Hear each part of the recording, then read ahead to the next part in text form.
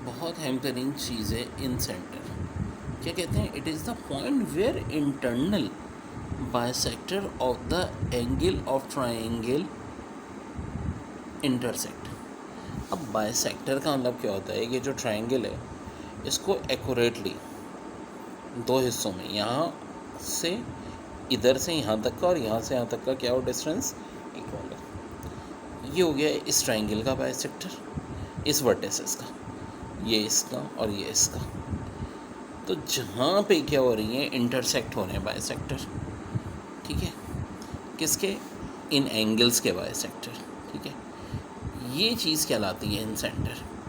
अब देखो, इसके कोऑर्डिनेट के लिए फार्मूला होता है एक्स का ax1 plus bx2 plus cx3 upon a plus b plus C. A B C ये जो साइडों की लेंथ हो गई। y equal to ay1 plus by2 plus cy3 a plus b plus C. अब देखो, x1 y1 के सामने a, x2 y2 के सामने b, x3 y3 के सामने c। और ये बड़ा आसान है भाई। c चाहिए इन दोनों के दरमियान में डिस्टेंस फार्मूला, b चाहिए इन दोनों का, a चाहिए तो इन दोनों के दरमियान का डिस्टेंस फार्मूला निकाल लेंगे। Slope of line joining two points क्या कहते हैं? For any line not parallel, ठीक है, to either coordinate x is having two points x1 y1 and p2 equal to x2 y2 on the line slope is given by. ये अब जैसे कि ये ऐसे है, पैरेलल नहीं है, ठीक है, तो आपके पास जो है ये x1 y1 ये x2 y2 इस तरह निकलता है slope y2 minus y1 upon x2 minus x1। फिर एक बड़ी अहम चीज़ होती है कंडीशन फॉर कॉन्करेंसी।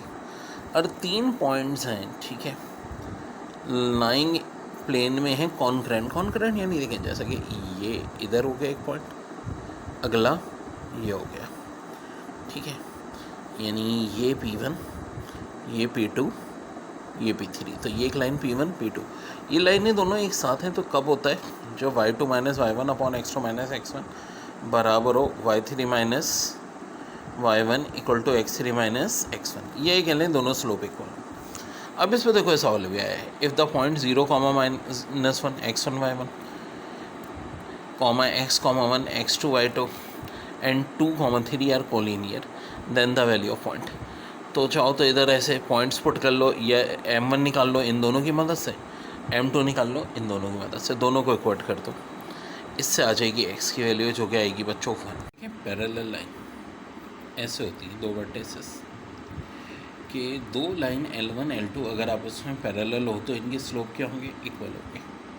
अब जैसा कि सवाल है, line through 6 -4 and -3 2 is parallel to the line through 2 1 and 0 y। The value of y is, y की वैल्यू क्या होगी? तो डेर देखो, ये आपका x1 y1 ये x2 y2, ठीक है। इसकी मदद से स्लोप m1 निकाल लेंगे। बिल्कुल सिमिलर यहाँ भी हम करेंगे, एक x2 y2 और यहाँ स्लोप हम निकाल लेंगे, ठीक है, जो कि m2 कहलाएगा। m1 m2 को क्या करेंगे? हम आपस में एक दूसरे के इक्वल रख देंगे, जिससे हमारे पास किसकी वैल्यू आ जाएगी? y की, ठीक है। यहाँ से स्लोप वही बात y2 minus y1 upon x2 minus x1, और यहाँ से भी y2 minus y1 x2 minus x1। m1 और m2 को जब इक्वल पुट करेंगे तो इसके इससे y की वैल्यू आएगी, जो कि आएगी 7 अपॉन। परपेंडिकुलर लाइंस क्या होती हैं? जैसे कि लाइन L1 है, इसका स्लोप m1, ये लाइन L2 है, इसका स्लोप m2। तो m1 और m2 की प्रोडक्ट किसके इक्वल होती है? -1 के। जैसे कि पॉइंट है 2 5 एंड -3 2, ठीक है। ये परपेंडिकुलर किसके? 4 -1 एंड x 3 के। तो वैल्यू x की क्या होगी? सो भाई देखो, पॉइंट में से एक हो गया 2 5 और -3 2, दूसरा 4 -1 और x 3। इन दोनों का प्रोडक्ट किसके इक्वल ले लेंगे हम? -1 की। देखो पहले ये स्लोप निकाल लेंगे m1, वही बात है y2 minus y1 x2 minus x1। फिर ये स्लोप निकलेगा m2, y2 minus y1 x2 minus x1। m1 m2 की वैल्यू यहाँ पुट करेंगे इक्वल टू -1 और x निकालेंगे, जो कि आएगा -8/5। अब देखो, -8/5 का कोई ऑप्शन नहीं है, तो इसका आंसर क्या हो जाएगा? नन ऑफ दिस, ठीक है। सिंपल सी बात है यार, बस यहाँ पुट करो, x की वैल्यू आएगी, और इनमें से कोई नहीं है तो answer none of the. Same चीज़ होती है angle between two intersecting line. If m1 and m2 are the slope of two intersecting line L1 and L2, the angle theta from L2 to L1 is given by m2 minus m1 divide by 1 plus m1 m2. अब देखो इस सवाल पे बहुत फार्मूले पे बहुत सवाल आए पेपर में. If the measure of the angle from the line Thero minus 3,1 and 4,3, ये नहीं पहली लाइन हो गई, इससे स्लोप निकलेगा m1. अब स्लोप कैसे निकलता है, y2 minus y1 upon x2 minus x1. तो ये y2 3 हो जाएगा, y1 1 हो जाएगा, 3 माइनस 1 और x2 माइनस x1 4 माइनस 3 2/7 और m2 यहाँ से निकल जाएगा. 7 में से -2 करो तो minus minus of course plus और फिर 6 माइनस 1 9/5. ये m1 और m2 की वैल्यू इस फार्मूले में पुट करना, थीटा 45 डिग्री आ जाएगा. ये बहुत आते हैं सवाल. फिर if angle from the line segment through the points 1,0 and 3,4 to the line through -1,2 and 4,1 will be. अब देखो ये भी बड़ा तगड़ा सवाल है.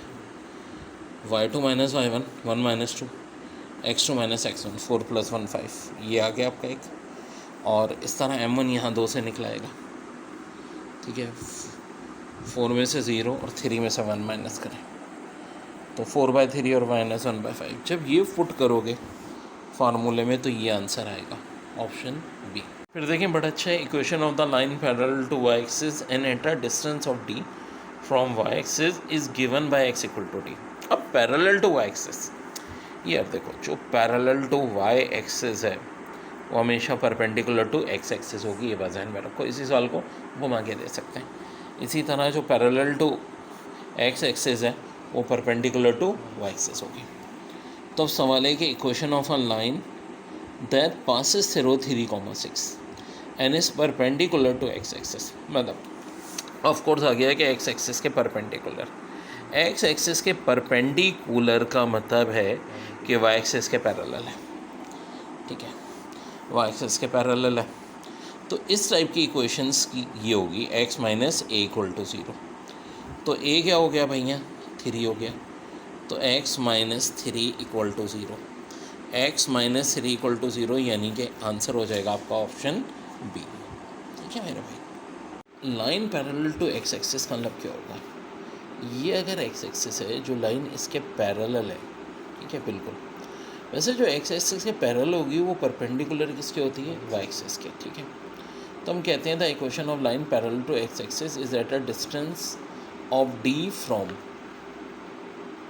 x axis given by y equal to d has two parallel lines are everywhere to equal distance from each other. अब देखो इस पर सवाल कैसे आया था.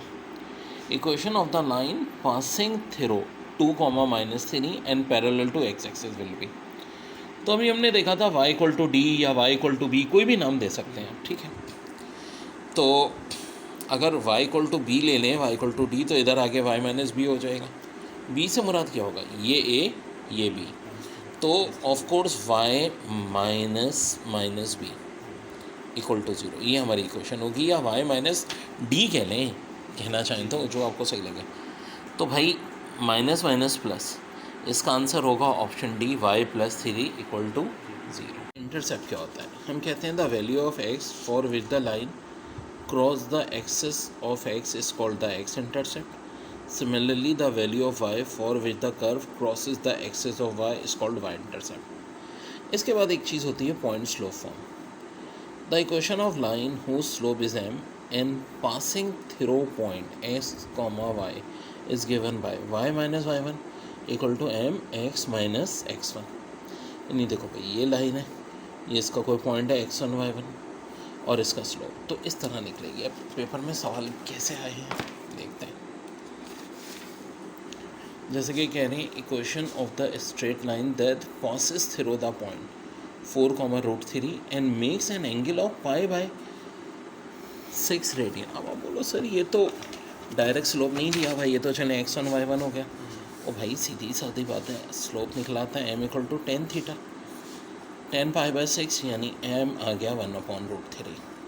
अब जो हमारी इक्वेशन है y minus y1 equal to m x minus x1, इसमें हम m की जगह 1/√3 पुट कर देंगे, ठीक है, x1 y1 की जगह पुट कर देंगे। ये आंसर आएगा option E. Slope intercept form of a line from a line whose slope is m and y intercept is b, equation is y equal to mx plus b। और equation of line passes through origin है slope m is y equal to mx, ज़ाहिर है b से मुराद y intercept होता है अगर ये zero होगा ओरिजिन पे। फिर देखो ये बड़ी बात कह रहे हैं, equation of line through origin and making an angle of 45 degree with x axis is y equal to x या x इक्वल टू y। नहीं देखो ये जो फर्स्ट और थर्ड क्वाड्रेंट को ले लीजिए, यहाँ पे 45 डिग्री या 225 डिग्री। 45 डिग्री को हम π/4 भी कहते हैं और 225 को क्या कहते हैं, 5π/4। और angle bisector of first and third quadrant is y equal to x, ठीक है जी। आगे कह रहे हैं if the equation of line through the origin and making an angle of -45 degree with x axis, यूँ उल्टा ये -45 होगा, तो ये किसके होगी, y इक्वल टू -x। या ये कह लें कि angle bisector of second and fourth quadrant is y equal to -x या x इक्वल टू -y। बिल्कुल जनाब, ये होगा सेकेंड एंड फोर्थ क्वाड्रेंट, ठीक है, जो किस पे बनता है 135 या -45, और -45 को हम 315 भी लिख सकते हैं। अब देखो जैसा कि सवाल है, equation of bisector of second and fourth quadrant will be, जनाब दोनों चीज़ें सही हैं, y इक्वल टू -x भी या x इक्वल टू -y भी। हाँ, अगर फर्स्ट और थर्ड पूछा जाता तो शुरू वाले दो ऑप्शन होते हैं। हम टॉपिक है two intercept form of a line. Can the equation of line in terms of its x intercept a and b on coordinate axes is given x upon a plus y upon b equal to 1। कुछ इस form में, यहाँ a,0 होगा और यहाँ 0,b होगा। तो अब जैसे कि एक सवाल दिया हुआ है कि if the x intercept of a line is the reciprocal of its y intercept, if the line passing through 2, -1 then its equation will be। देखो बात सुनो, रेसिप्रोकल का मतलब है कि y इंटरसेप्ट x इंटरसेप्ट के रेसिप्रोकल, यानी b हो जाएगा 1/a, या चाहो तो a 1/b लिख लो, बात देखिए। अच्छा, ये जो पॉइंट है ना 2 और -1, ये x और y की जगह पुट कर दो, a की जगह a, b की जगह 1/a। अब हम क्या करेंगे, यहाँ से सॉल्व करके a की वैल्यू निकाल लेंगे, ठीक है। उस a की वैल्यू को कहाँ पुट कर देंगे, यहाँ 1/a, b की वैल्यू आ जाएगी, और a और b दोनों की वैल्यूज़ को फिर हम यहाँ पुट करेंगे, एक्स वाई की जगह एक्स वाई रखेंगे, ठीक है, और ये दोनों आंसर आएंगे, ये वाला भी और ये भी, ठीक है, दो आंसर आएंगे। तो आंसर होगा both b and c. 2 point form the equation of the line passing through 2 given points x1 y1 and x2 y2 is, ये होती है x minus x1 upon x2 minus x1, y minus y1, y2 minus y1। इसको slow form में भी लिख सकते हैं इस तरह, ऊपर xy, x1 y1, x2 y2, 1 1 1, third column में इक्वल टू 0, यानी कुछ ऐसी सिचुएशन है, यहाँ x1 y1, यहाँ x2 y2। और पेपर में आया था सवाल कैसे, equation of line passing through 7, 1 -3 x1 y1 and -4, 1 x2 y2 put कर देंगे।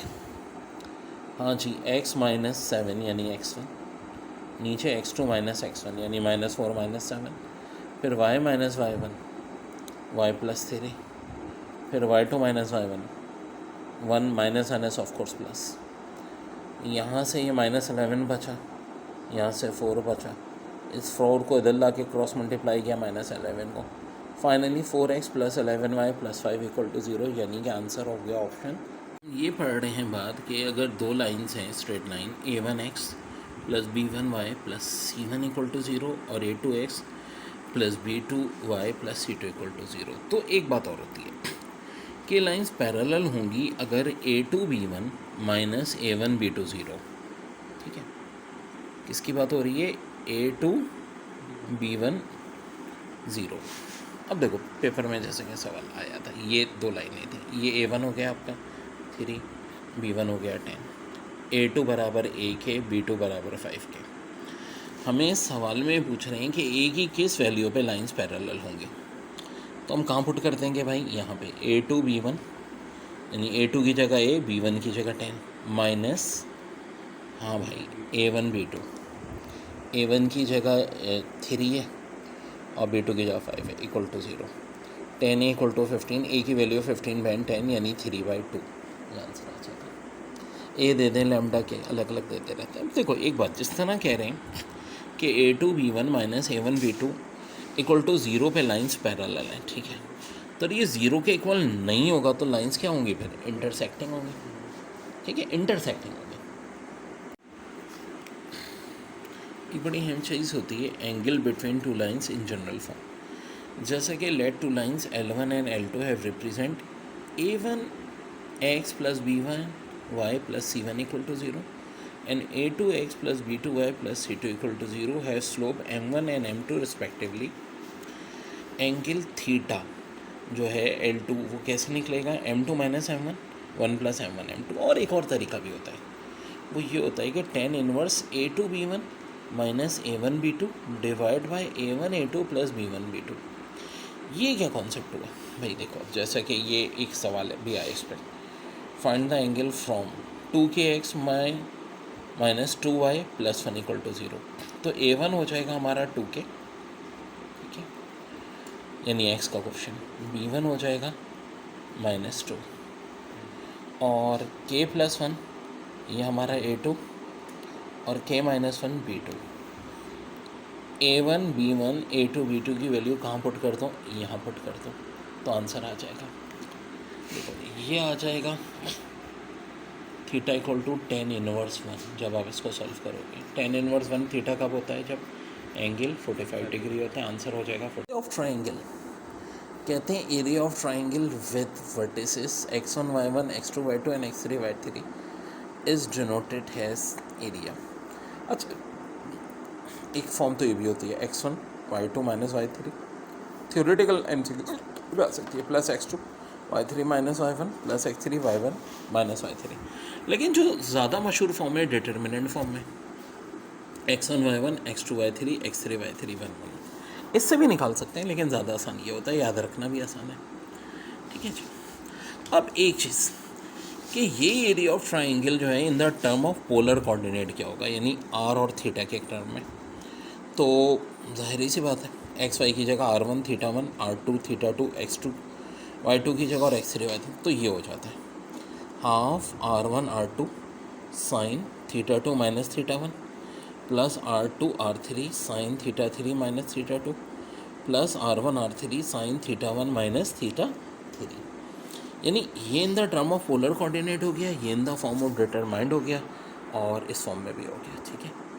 जब निकालने को आते हैं पॉइंट्स दे करके, जैसे कि देखो ये है, तो या तो हम ये तरीका भी यूज़ कर सकते हैं या ये भी यूज़ कर सकते हैं। और बड़ी अहम बात कि अगर यही दो लाइनें हैं A1x plus BY1 plus C1 equal to 0, A2x plus B2y plus C2 equal to 0, तो ये परपेंडिकुलर किस फॉर्म में होंगी? अगर A1 A2 plus B1 B2 किसके इक्वल हो? 0 के। अब देखो इस कॉन्सेप्ट पे भी बहुत सवाल है।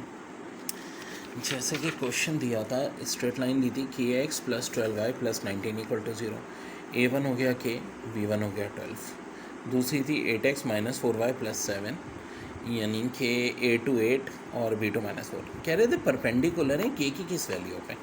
तो परपेंडिकुलर होने के लिए कंडीशन होती है कि A1 A2 plus B1 B2 0। तो भाई A1 हमारा k, A2 8, इनको मल्टीप्लाई कर दिया, B1 हमारा 12 B2 माइनस 4 इनको कर दिया, इक्वल टू 0। ये -48 है, उधर जाके +48 हुआ, 8 को डिवाइड कर देंगे, k की वैल्यू 6 होगी। So for value of k equal to 6 these two lines are perpendicular to each other. Very very important. एक चीज़ बच्चों जो और बड़ी इम्पॉर्टेंट है इसमें, कि अगर ये डज नॉट इक्वल टू 0 तो इसका मतलब lines are not perpendicular. Of pair of straight line through origin, ये देखें पेयर ऑफ स्ट्रेट लाइन, वो भी क्या हूँ ओरिजिन से। If L1 L2 be the two lines through origin, then combined form of L1 and L2 is y minus m1x y minus m2x equal to 0. The equation ax square plus 2hxy plus y square equal to 0, which represent a pair of lines through origin, is called slope quadratic form of the given equation. ठीक है, ये भी MCQs दे देंगे कि क्या कहलाती है slope quadratic form. If b does not equal to 0 then slope of the lines are given by, ये भी आ जाता है M1 पूछ लेते हैं minus h plus h square minus a b upon b, और M2 हो जाता है minus h square minus a b upon b. अब ये ए बी एच कहाँ से निकलेगा, जैसे कि इक्वेशन है 3x square plus 7y plus 2y square, A x square का कोफिशिएंट ए, वाई स्क्वायर का कोफिशिएंट बी और एक्स वाई का कोफिशिएंट जो है वो 2h, तो h हो जाएगा 7/2।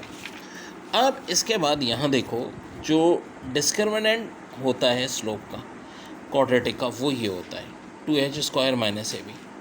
ठीक है, तो अब जो 3 केसेस होते हैं डिस्क्रिमिनेंट के हवाले से, अगर डिस्क्रिमिनेंट एच स्क्वायर, ये जो मैंने बात की थी यहाँ से एच और ए बी ग्रेटर देन हो ए बी से, तो रूट्स हम कहते हैं क्या होती हैं, डिस्ट्रिंग्स होती हैं, टू रेल और डिस्ट्रिंग लाइन। अगर ये इक्वल टू ए बी आ जाए एच स्क्वायर तो फिर हम क्या कहते हैं, लाइंस रेल और इक्वल, और अगर ये लेस देन 0 आ जाए तो फिर लाइंस क्या कहलाती हैं, इमेजनरी। एंगल अगर निकालना है इनके दरमियान में दो लाइन में, तो वो हमेशा निकलता है tan theta equal to 2h square minus a b a plus b. वही बात है, ए बी एच की वैल्यू पुट कर दो। अगर थीटा π/2 है, 3π/2 है, तो लाइंस परपेंडिकुलर है, और अगर ये 0 है तो इसका मतलब लाइंस। बहुत इंपॉर्टेंट क्वेश्चन है पॉइंट्स पेपर का। Write down has equation of line which cut x axis at 2,0 and y axis at 0,-4। ये इक्वेशन इस तरह दी है, x upon a plus y upon b equal to 1, x upon 2 plus y upon -4 equal to 1। अब यहाँ देखो LCM लेंगे तो हो जाएगा 2x minus y plus 4 equal to 0 हो जाएगा। ठीक है, बस इतनी सी बात है, क्योंकि देखो बात हो रही थी equation of line which cut off axis. तो देखो जो x इंटरसेप्ट है जिसे हम a से ज़ाहिर करते हैं वो 2 दिया हुआ है, y इंटरसेप्ट -4 दिया हुआ है। फिर सवाल है find equation of line through the point 2,3 ये which form an isosceles triangle with the coordinate axis in the first quadrant। अब फर्स्ट क्वाड्रेंट है, सब कुछ पॉजिटिव होगा, ये दिया हुआ है। अब पहले तो देखो हम स्लोप निकाल लेंगे, ये ए बी है, ये ए है, डायग्राम दी हुई है। Slope of a b y2 minus y1 यानी a माइनस 0, फिर x2 माइनस x1 0 माइनस है, ये a कैंसिल -1 आ जाएगा स्लोप। अब देखो ये जो स्लोप है ये इस पॉइंट से भी पुट हो रहा है। हमारे पास स्लोप और एक पॉइंट हो तो ये इक्वेशन निकालने का तरीका होता है, y minus y1 equal to m x minus x1। m तो -1 आ गया, x1 हो गया 2, y1 हो गया 3, तो हमने पुट कर दिया y minus 3 -1 x minus 2, rearrange किया, ये इक्वेशन आ गई।